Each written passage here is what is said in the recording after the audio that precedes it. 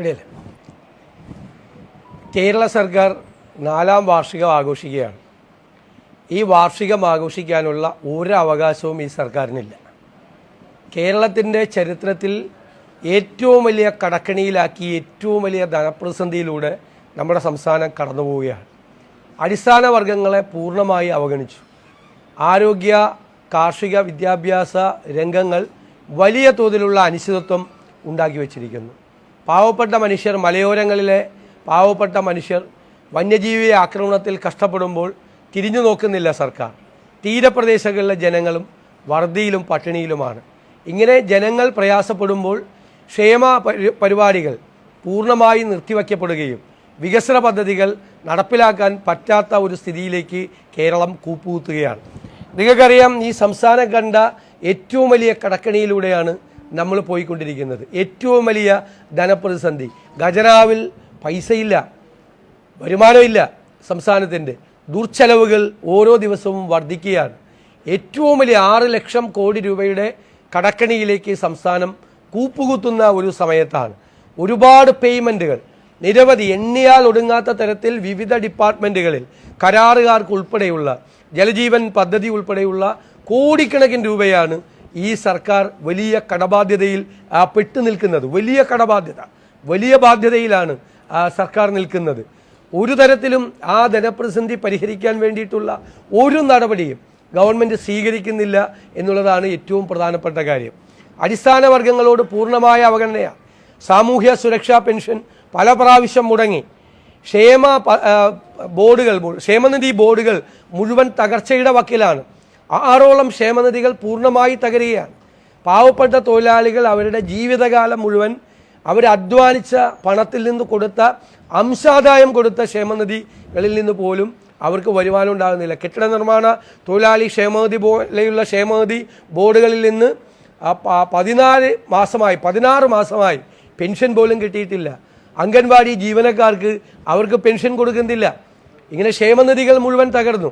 ആശാവർക്കർമാരോട്, അംഗൻവാടി ജീവനക്കാരോട് എല്ലാം കാരുണ്യമില്ലാത്ത സർക്കാരായി ദയാരഹിതമായിട്ട് പെരുമാറുന്നു. അവരുടെ വേതന വർധനവിന് വേണ്ടി സമരം ചെയ്യുന്നവരെ മുതലാളിത്ത ബൂർഷ്വാ ചിന്താഗതിയുള്ളവരെ പോലെ, കോർപ്പറേറ്റ് ചിന്താഗതിയുള്ളവരെ പോലെ മന്ത്രിമാർ അവരെ അപഹസിക്കുന്നു, അവരെ പരിഹസിക്കുന്നു. സമരം ചെയ്യുന്നവരെ കളിയാക്കുന്ന തീവ്ര വലതുപക്ഷ സർക്കാരായി, കോർപ്പറേറ്റ് മുതലാളിത്തത്തിൻ്റെ എല്ലാ ജാടകളുമുള്ള ഒരു സർക്കാരും മന്ത്രിമാരുമാണ് കേരളത്തിലുള്ളത്. ഇന്ന് ഞങ്ങൾ പറയാൻ ആഗ്രഹിക്കുന്നത് സർക്കാരില്ലായ്മയാണ് കേരളം അനുഭവിക്കുന്ന ഏറ്റവും പ്രധാനപ്പെട്ട കാര്യം. ആരോഗ്യരംഗത്ത് ആശുപത്രികളിൽ മരുന്നുകളില്ല. കാരുണ്യ പദ്ധതി പൂർണ്ണമായി കോടിക്കണക്കിന് രൂപയാണ് കാരുണ്യ പദ്ധതിയുടെ പേരിൽ, കാസ്പിൻ്റെ പേരിൽ സർക്കാർ കൊടുക്കാനുള്ളത്. കാർഷിക മേഖലയിൽ 250 രൂപ റബ്ബറിന് തറവിലയാക്കുമെന്ന് പറഞ്ഞവർ പ്രകടന പത്രികയിൽ ആക്കിയില്ല. എല്ലാ ഉൽപ്പന്നങ്ങളുടെയും, കാർഷിക ഉൽപ്പന്നങ്ങളുടെയും വിലയിടുകയാണ്.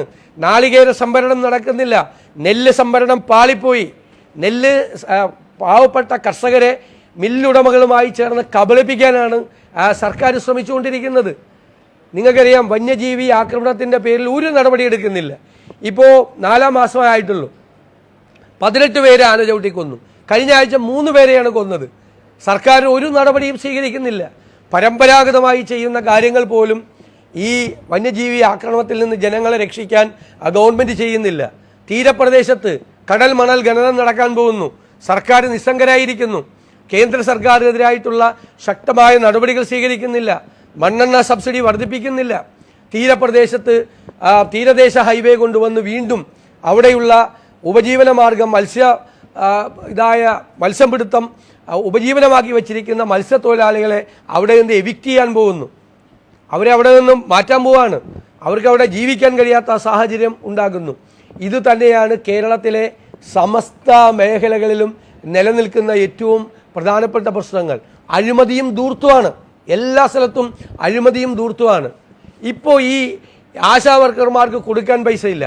അതേ അവസരത്തിൽ PSC ചെയർമാനും മെമ്പർമാർക്കും ലക്ഷങ്ങളാണ് വരുമാനം വർദ്ധിപ്പിച്ചു കൊടുത്തത്. മുഖ്യമന്ത്രിയുടെ പ്രിൻസിപ്പൽ സെക്രട്ടറി ആരോപണ വിധേയനായ KM എബ്രഹാമിന് മാസം കൊടുക്കുന്ന ശമ്പളം 6.5 ലക്ഷം രൂപയാണ്. 6 ലക്ഷം രൂപ മുഖ്യമന്ത്രിയുടെ ആദ്യത്തെ പ്രിൻസിപ്പൽ സെക്രട്ടറി ജയിലിൽ പോയി. രണ്ടാമത്തെ പ്രിൻസിപ്പൽ സെക്രട്ടറിക്കെതിരായിട്ടുള്ള ഗുരുതരമായ ആരോപണമാണ് ഹൈക്കോടതി പറഞ്ഞിരിക്കുന്നത്. മുഖ്യമന്ത്രിയുടെ ഓഫീസ് വലിയ ഉപജാപക സംഘമായി മാറിയിരിക്കുന്നു. അവിടെ നിന്നാണ് കേരളത്തിലെ പോലീസിനെ നിയന്ത്രിക്കുന്നത്. കേരളം ലഹരി മരുന്നുകളുടെ വെബായി മാറിയിരിക്കുകയാണ്. കംപ്ലീറ്റ് എൻഫോഴ്സ്മെൻറ്റ് നടക്കുന്നില്ല. പോലീസും എക്സൈസും നിഷ്ക്രിയരായിരിക്കുന്നു. ഞങ്ങൾ നിയമസഭയിൽ വന്ന് ബഹളം ഉണ്ടായപ്പോഴാണ് കുറച്ച് ദിവസം ഒരു ഷോ കാണിച്ചത്. സത്യത്തിൽ കേരളത്തിലെ ലഹരി മരുന്ന് മാഫിയയ്ക്ക് CPM കൊടുക്കുന്നത്, ഞങ്ങൾ വീണ്ടും ആവർത്തിക്കുന്നു, പൊളിറ്റിക്കൽ പേട്രണേജാണ്, രാഷ്ട്രീയ രക്ഷാകർതൃത്വമാണ് അവർ കൊടുത്തുകൊണ്ടിരിക്കുന്നത്. ഇങ്ങനെ ജനങ്ങൾ പ്രയാസപ്പെടുന്ന ഒരു സമയത്ത് കോടികൾ മുടക്കി മുഖ്യമന്ത്രിയുടെ പടം വയ്ക്കാനുള്ള ഹോർഡിങ്ങിന് മാത്രം 15 കോടി രൂപ ചെലവാക്കുകയാണ്. നാണമുണ്ടോ ഈ സർക്കാരിന്? പാവപ്പെട്ടവന് പെൻഷൻ കൊടുക്കാൻ പറ്റാത്ത സർക്കാർ, ക്ഷേമനിധിയിൽ അവർ കൊടുത്ത പൈസ പോലും തിരിച്ചു കൊടുക്കാൻ കഴിവില്ലാത്ത സർക്കാർ, പൈപ്പിടുന്നതിനുള്ള ജലനിധി പദ്ധതിക്ക് കോടികൾ കൊടുക്കാനുള്ള സർക്കാർ, എന്നിട്ട് ആഘോഷിക്കുകയാണ്. ഇവർക്ക് ആഘോഷിക്കാൻ ഒരു അവകാശമില്ല. ഞങ്ങൾ പറയുന്നു, ഐക്യ ജനാധിപത്യ മുന്നണി കേരളത്തിലെ പ്രതിപക്ഷം ഈ 4ാം വാർഷിക ആഘോഷങ്ങൾ പൂർണ്ണമായി ഞങ്ങൾ ബഹിഷ്കരിക്കുന്നു. നിയോജക മണ്ഡലങ്ങളിൽ നടക്കുന്ന വികസന പ്രവർത്തനങ്ങൾ, അതിൻ്റെ ഉദ്ഘാടനങ്ങളിലോ ചടങ്ങുകളിലോ MP-മാർക്കും MLA-മാർക്കും തദ്ദേശ സ്വയംഭരണ സ്ഥാപനങ്ങളിലെ പ്രതിനിധികൾക്കും പങ്കെടുക്കുക. കാരണം അവരുടെ കൂടി അധ്വാനത്തിൻ്റെ ഫലമാണ്. അല്ലാതെയുള്ള എല്ലാ വാർഷിക ആഘോഷ പരിപാടികളിൽ നിന്നും പൂർണ്ണമായി ബഹിഷ്കരിക്കാനാണ് UDF തീരുമാനിച്ചിട്ടുള്ളത്. ആ തീരുമാനം ഞങ്ങൾ അറിയിക്കുന്നു.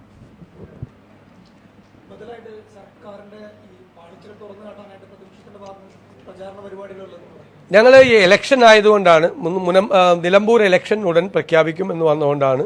അതിനിടയിൽ ഞങ്ങൾ UDF കൂടി തീർച്ചയായിട്ടും ബദൽ പരിപാടികൾ, ഈ സർക്കാരിൻ്റെ കാര്യങ്ങൾ, ഇതെല്ലാം ഇപ്പോൾ പറഞ്ഞ കാര്യങ്ങൾ മുഴുവൻ, ഇതിൻ്റെ ഇരട്ടി പറഞ്ഞാൽ തീരാത്തത്രയും കാര്യങ്ങൾ സർക്കാരിനെതിരായിട്ടുണ്ട്.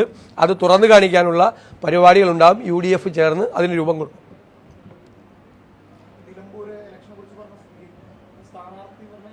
ആയില്ലല്ലോ, ഇലക്ഷൻ പ്രഖ്യാപിക്കുന്നതല്ലേ. അത് വാർത്തകൾ വരുന്നതാണ്. ആ വാർത്തകൾക്ക് ഞങ്ങൾക്ക് അറിയില്ല. ഞാൻ നേരത്തെ പറഞ്ഞു, എല്ലാ ചാനലുകാരും, എല്ലാവരും അല്ല, കുറച്ച് പേര് സ്ഥാനാർത്ഥി അങ്ങ് തീരുമാനിക്കുകയാണ്. അത് തീരുമാനിക്കാനുള്ള അവകാശമെങ്കിൽ ദയവ് ചെയ്ത് ഞങ്ങൾക്ക് തന്നെ. ചില ചാനലുകൾ രാവിലെ ഒരാളെ തീരുമാനിക്കും, ഉച്ചയായപ്പോൾ പറയും മറ്റേയാൾക്കാണ് ഭാരം കൂടുതലെന്ന് പറയും. ഇവിടെ ആ തരത്തിൽ സ്ഥാനാർത്ഥിയെ അന്തിമമായി തീരുമാനിക്കുന്ന ഒരു ചർച്ചയിലേക്കും കടന്നിട്ടില്ല. പ്രാഥമികമായി പ്രധാനപ്പെട്ട നേതാക്കൾ കൂടിയാലോചന നടത്തിയിട്ടുണ്ട്. കോൺഗ്രസിനൊരു നടപടിക്രമമുണ്ട്, ഞങ്ങളുടെ ഇലക്ഷൻ കമ്മിറ്റി ഉണ്ട്. ആ ഇലക്ഷൻ കമ്മിറ്റി കൂടും. അതിനുശേഷം തീരുമാനമെടുത്ത് ഞങ്ങൾ ദേശീയ നേതൃത്വത്തെ അറിയിക്കും. അവിടെ നിന്നാണ് സ്ഥാനാർത്ഥിയെ പ്രഖ്യാപിക്കുന്നത്. അതിൻ്റെ നടപടിക്രമങ്ങളിലേക്ക് കടക്കുന്നേ ഉള്ളൂ. അനൗൺസ് ചെയ്താൽ, ഇലക്ഷൻ കമ്മീഷൻ ഇലക്ഷൻ ഡിക്ലെയർ ചെയ്താൽ മണിക്കൂറുകൾക്കകം സ്ഥാനാർത്ഥിയെ പ്രഖ്യാപിക്കാൻ കഴിയുന്ന സംവിധാനത്തിലേക്ക് ഞങ്ങൾ പോകുന്നു. ദയവ് ചെയ്ത് ഞങ്ങൾ ഉപദ്രവിക്കരുത്. നിങ്ങൾ തന്നെ സ്ഥാനാർത്ഥിയെ തീരുമാനിച്ചു. ചില ചാനലുകൾ കഴിഞ്ഞ കുറേ ദിവസമായിട്ട് ഇങ്ങനെ ഭാരം തൂക്കിക്കൊണ്ടിരിക്കുക, ആർക്കാണ് തൂക്കമെന്ന് പറഞ്ഞുകൊണ്ടിരിക്കുക. എന്തിനാണിത്? നിങ്ങളുടെ ക്രെഡിബിലിറ്റി പോകും, നിങ്ങളുടെ വിശ്വാസ്യത പോകും. അല്ലെങ്കിൽ ഞങ്ങൾക്ക് വിട്ടുക. അത് നിങ്ങൾ തന്നെ വാർത്ത കൊടുക്കല്ലേ. നിങ്ങൾ തന്നെ വാർത്ത കൊടുത്തിട്ട് നിങ്ങൾ നമ്മളോട് വന്ന് ചോദിക്കുക. അദ്ദേഹം രാജിവെച്ചിട്ടാണല്ലോ അവിടെ ഉപതെരഞ്ഞെടുപ്പ് നടക്കുന്നത്. അദ്ദേഹം UDFന് നിരുപാധികമായ പിന്തുണ നൽകിയിട്ടുണ്ട്. ഞങ്ങൾ ആ പിന്തുണ സ്വീകരിച്ചിട്ടുമുണ്ട്. അദ്ദേഹമായിട്ട് ഞങ്ങൾ ആശയവിനിമയം നടത്തുന്നുണ്ട് നേതൃത്വം. ബാക്കി വിശദാംശങ്ങൾ ഇപ്പോൾ പറയാൻ നിവൃത്തിയില്ല. അല്ല, അതൊന്ന് നിങ്ങൾ പുറത്ത് കേൾക്കുന്നതല്ലേ. ഞങ്ങൾ ചർച്ച ചെയ്തൊരു തീരുമാനം എടുക്കട്ടെ. അങ്ങനെയല്ലേ? നിങ്ങൾക്ക് തൃക്കാക്കരയിൽ എത്ര സ്ഥാനാർത്ഥികളുണ്ടായിരുന്നു? പുതുപ്പള്ളിയിൽ സ്ഥാനാർത്ഥി ഉണ്ടായിരുന്നു? പാലക്കാട് എത്ര സ്ഥാനാർത്ഥി ഉണ്ടായിരുന്നു?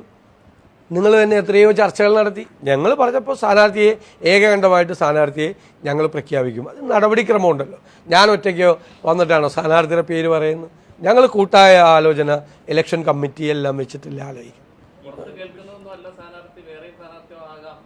ഞാൻ നോ കമൻസ്. എനിക്കത് പറയാനുള്ള ഇതായിട്ടില്ല.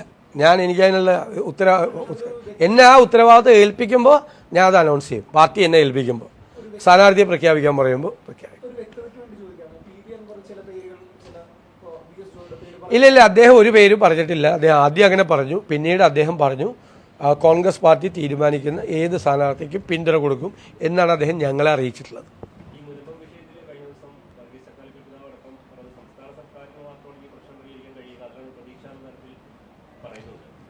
സർക്കാർ കാണിച്ചിരിക്കുന്ന കള്ളക്കളിയല്ലേ മനസ്സിലാക്കേണ്ടത്. കാരണം വഖഫ് ട്രൈബ്യൂണലിൽ കേസ് നടക്കുക. വഖഫ് ട്രൈബ്യൂണലിൽ ഭൂമി കൊടുത്ത സേട്ടിൻ്റെ കുടുംബം പറയുന്നു ഇത് വഖഫ് ഭൂമിയല്ല. ഭൂമി സ്വീകരിച്ച ഫറൂഖ് കോളേജ് മാനേജ്മെൻറ്റ് പറയുന്നു ഇത് വഖഫ് ഭൂമിയല്ല. ഞാൻ ആദ്യം മുതലേ എടുത്തിരുന്ന സ്റ്റാൻഡാണ് ഇത് വഖഫ് ഭൂമിയല്ല. കാരണം വഖഫ് ഭൂമി ആണെങ്കിൽ ഇവർ എൻക്രോച്ചേഴ്സാണ്, കടന്നുകയറ്റക്കാരാണ്. അവർക്ക് ഒരിക്കലും നമുക്ക് അവിടെ പെർമനൻറ്റ് ടൈറ്റിൽ കൊടുക്കാൻ പറ്റില്ല.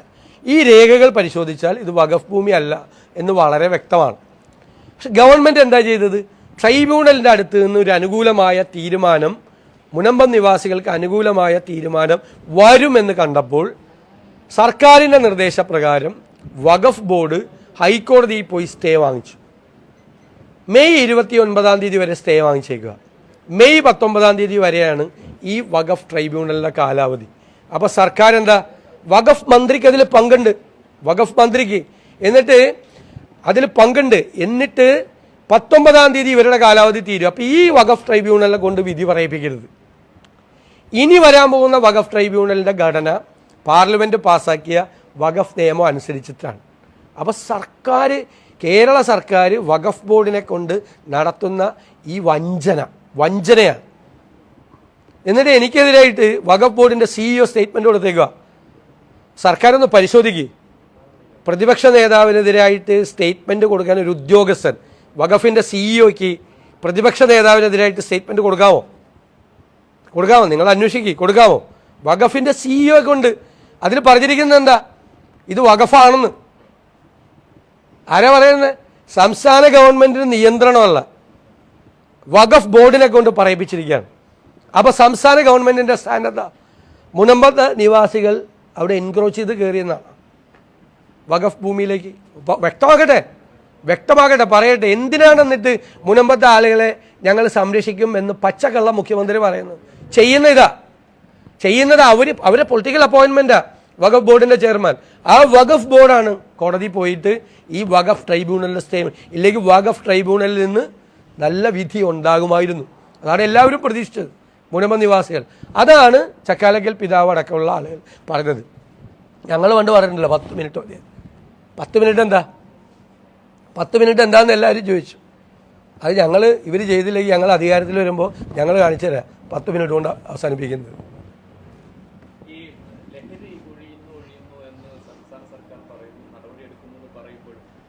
മേഖലയിലടക്കം ഈ ലഹരി സംബന്ധിച്ച് വലിയ വാർത്തകൾ വരികയാണ്.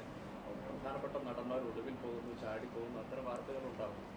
നമ്മൾ പറഞ്ഞല്ലോ, ഞങ്ങൾ നിയമസഭയിൽ അതിനേക്കാൾ വലിയൊരു പ്രസന്റേഷൻ നടത്താനില്ലല്ലോ. കേരളത്തിലെ ഏത് വിദൂര ഗ്രാമത്തിലും ഏത് മെറ്റീരിയൽ വേണമെങ്കിലും, ലഹരി മെറ്റീരിയൽ വേണമെങ്കിലും 10 മിനിറ്റിനും 15 മിനിറ്റിനും ഇടയിൽ അവൈലബിളാണ്. അത്ര അവൈലബിലിറ്റിയാണ് കേരളത്തിൽ. ഈ ലഹരി മരുന്നിൻ്റെ സപ്ലൈ ചെയിൻ എന്ന് പറയുന്നത് അവിശ്വസനീയമായ സപ്ലൈ ചെയിനാണ് കേരളത്തിൽ. എല്ലാ ഭാഗങ്ങളിലേക്കും ഇത് പരന്നു കഴിഞ്ഞു.